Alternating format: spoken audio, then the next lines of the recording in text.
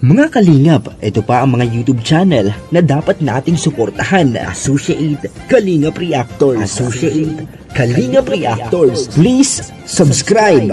RJ Moto TV.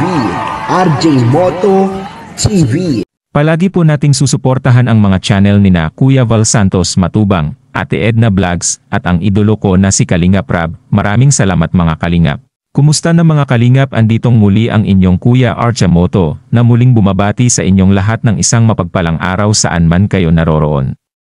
Balikan lang natin yung dati na sitwasyon ni Reyna bago pa siya maalagaan ni Ate Roda, upang magkaroon tayo ng komparison kung may nagbago na ba kay Reyna. Panoorin muna natin ang maigsing video na ito bago natin bigyan ng kaunting reaction.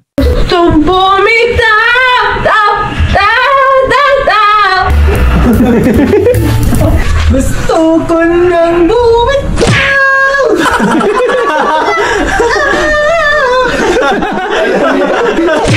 God, sigaw. Ano yan? Ang puso, sabit na wala ko sa mga alaala. Panda.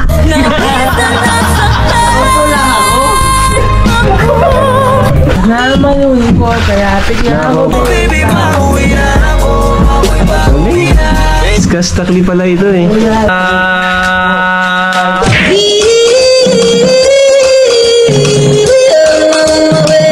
Kalingap, kung napansin nyo na masyado siyang hyper noong araw, dahil hindi pa nababantayan ni Lolo ang mga kinakain ni Reyna, at malaya siyang bumili sa tindahan kung anong gusto niyang kainin maski bawal sa kanyang karamdaman, gaya ng matatamis na pagkain, at soft drinks.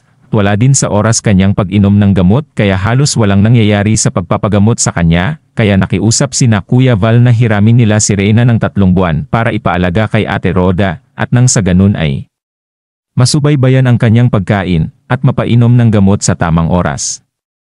At para maturuan na rin ng gawaing bahay at personal hygiene, pati na rin tamang pagkilos ng isang dalaga mga kalingap, at kitang-kita naman na sobrang laki na ang naging improvement ni Reyna sa ngayon.